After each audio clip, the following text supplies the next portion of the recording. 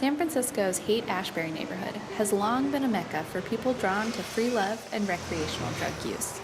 It's always kind of been this historical place where young people come here searching for something better or some acceptance. Mary Howe has worked with Homeless Youth Alliance for over 20 years. The organization provides harm reduction services for the neighborhood's young drifter population. But increased opioid use in San Francisco and around the country has made Howe's work more critical. In the United States, overdoses kill over 100 people each day. That's more than shootings and car crashes combine. And there's a new killer, fentanyl. The synthetic opioid is 50 times more powerful than heroin, and its victim list is growing. Fentanyl-related deaths have increased more than 5 times in the last 3 years. This spring, 3 young men were found dead outside a private school in the Haight after taking street drugs laced with fentanyl. Never in my time here had I had multiple people die at once, let alone especially from smoking a drug. It's a very different situation than we have ever seen kind of before. So now, in addition to basic necessities like food and clothing, Homeless Youth Alliance supplies fentanyl testing kits to their clients.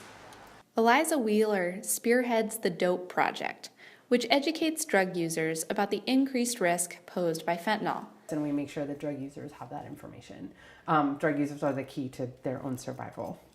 She's volunteering at a weekly pop-up clinic run by the Homeless Youth Alliance in the Haight-Ashbury neighborhood.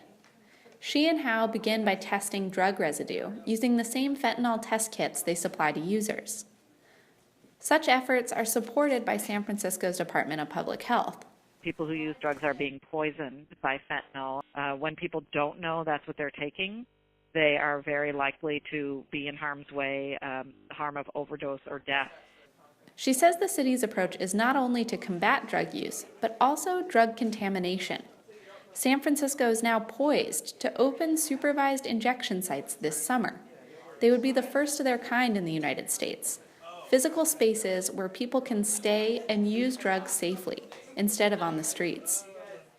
But these proposed sites are still controversial. Corey Salzillo is the legal advisor for California's Sheriff's Association. I don't think that moving it into a controlled environment is the way to deal with it. It sort of hides the problem, or it just moves it out of the public consciousness. He worries the sites would function as safe havens, sending the message that illegal drug use is accepted. The reality is they still violate federal law.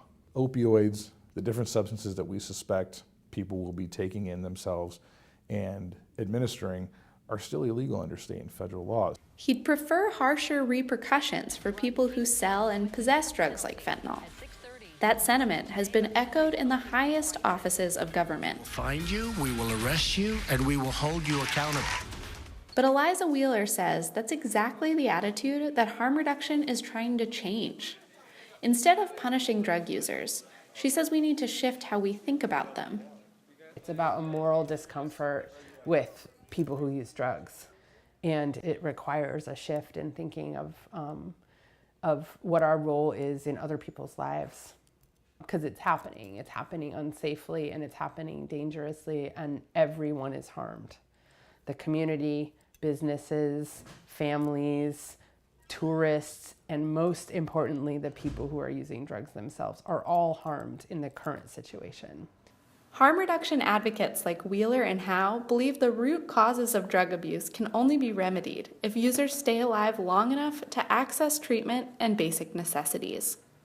If you ask someone who was injecting on the street 5 things they needed right then, saying, I wish I had a place to inject indoors, probably wouldn't be one. Where it's like they would really like housing, or they would really like food, or they would really like a shower. These are other things that to them are much more important. And if they have these basic needs met, maybe this other thing doesn't happen then, right?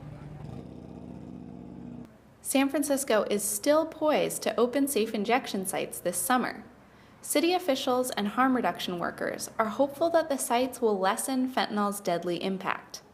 But what remains to be seen is the long-term effects they'll have on the community's perception of drug users and the city's bigger challenges of homelessness and drug addiction.